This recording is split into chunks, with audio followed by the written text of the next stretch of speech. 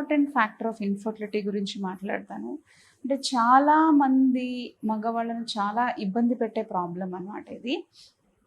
So, వాళ్ళు couple మా దగ్గరికొచ్చినప్పుడు infertility assessment చేసినప్పుడు మనం సెమెన్ అనాలిసిస్ చేస్తే వాళ్ళల్లో సెమెన్ స్పెర్మ్ కౌంట్ అనేది 0 ఉంటుంది. సో, ఈ విషయం ఒక మేల్ పార్ట్నర్‌తో డిస్కస్ చేసినప్పుడు చాలా ఆశ్చర్యానికి, చాలా డిప్రెషన్‌కి గురవుతారు అనమాట. సో, అసలు ఈ కండిషన్ ఏంటి? సో, ఇలా ప్రాబ్లమ్ ఉన్నప్పుడు వాళ్ళు కన్సీవ్ అవ్వగలరా? ప్రెగ్నెన్సీ ప్లాన్ చేసుకోగలరా? సో, ఈ టాపిక్ మీద మనం ఇప్పుడు డిస్కస్ చేద్దాము.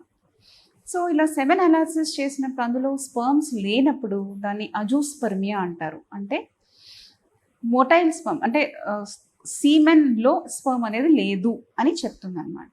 సో, ఏంటి ఈ కండిషను? ఎందుకు కలుగుతుంది అంటే, దీనికి నార్మల్‌గా 3 టైప్స్ ఆఫ్ రీజన్స్ ఉంటాయి ఇలా స్పెర్మ్ లేకపోవడానికి.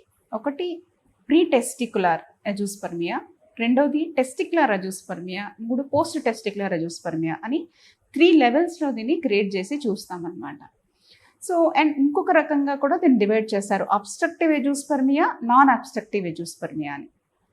సో, వీళ్ళల్లో ఏమవుతుంది అంటే టెస్టిస్‌లో ఇప్పుడు అబ్స్ట్రక్టివ్ అజూస్పర్మియా ఉంది అనుకోండి. వీళ్ళల్లో టెస్టిస్‌లో స్పెర్మ్స్ ఉంటాయి, వీర్య కణాలు ఉంటాయి. కానీ అవి బయటకి రావు సీమెన్ అనాలిసిస్‌లో. సో, ఇలాంటి వాళ్ళకి ట్రీట్మెంట్ ఎలా ఉంటుంది అంటే వీళ్ళలో స్పెర్మ్స్ ఉంటాయి కాబట్టి వీళ్ళలో ఫస్ట్ హార్మోన్ పరీక్షలు అనేవి కూడా మనం చేస్తాము. అంటే FSH, LH, testosterone, estrogen hormone పరీక్షలు చేస్తాము. చేసిన తర్వాత అవి యూజువల్‌గా నార్మల్ లెవెల్స్‌లో ఉంటాయి వీళ్ళల్లో. ఒకవేళ అవి నార్మల్ లెవెల్స్‌లో ఉంటే గనక ఈ స్పెర్మ్ రిట్రీవ్ చేస్తే అంటే టెస్టిస్ నుంచి మనం స్పెర్మ్ రిట్రీవ్ చేసి కనుక ట్రీట్మెంట్‌తో ముందుకెళ్తే మనకి ప్రెగ్నెన్సీ ఛాన్స్ మంచిగా ఉంటుంది.